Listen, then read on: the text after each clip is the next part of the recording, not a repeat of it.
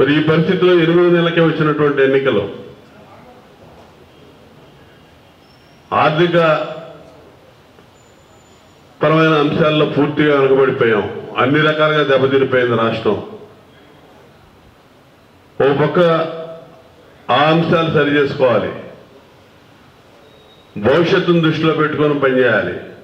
ఇవన్నీ తెలుసు చేయగలరు కాబట్టే చంద్రబాబు నాయుడు గారికి 4వ ముఖ్యమంత్రి, కొత్తగా దాని గురించి తెలుసు కాబట్టే ప్రజలు నాశనమైన రాష్ట్రాన్ని మళ్ళా గాడిలో పెట్టాలంటే చంద్రబాబు నాయుడు గారికి కావాలని చెప్పి ఎప్పుడూ లేని విధంగా వేలకు వేలు మెజార్టీలు ఇచ్చి 164 సీట్లు ఇచ్చారు.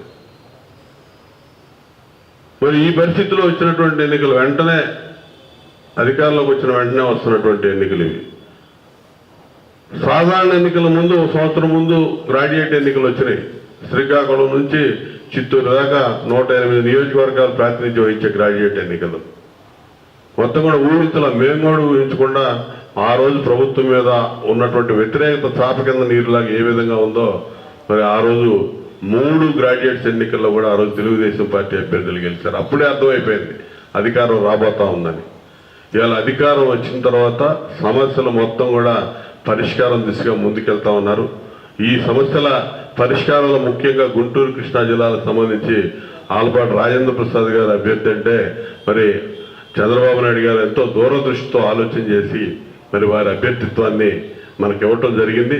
పూర్తి అవగాహన ఉపాధ్యాయులు కానీ, అదేవిధంగా విద్యార్థులు కానీ, ఉద్యోగులు కానీ, పెన్షనర్లు కానీ, ఒక రంగం అని కాదు ప్రతి వర్గం మీద పూర్తి అవగాహన, కార్మికులు, కర్షకులు, నువ్వు ఏ సబ్జెక్టు ఏ వర్గం గురించి ఆలోచన చేసినా కూడా పూర్తిగా ఆలోచన చేయగలిగినటువంటి పరిజ్ఞానం కలిగినటువంటి వ్యక్తి ఆలపాటి రాజేంద్ర ప్రసాద్ గారిని ఈరోజు ఈ పట్టభద్రుల నియోజకవర్గానికి ఎమ్మెల్సీగా ఇవ్వటం అనేది నిజంగా చాలా ఆనందించదగ్గ అంశం.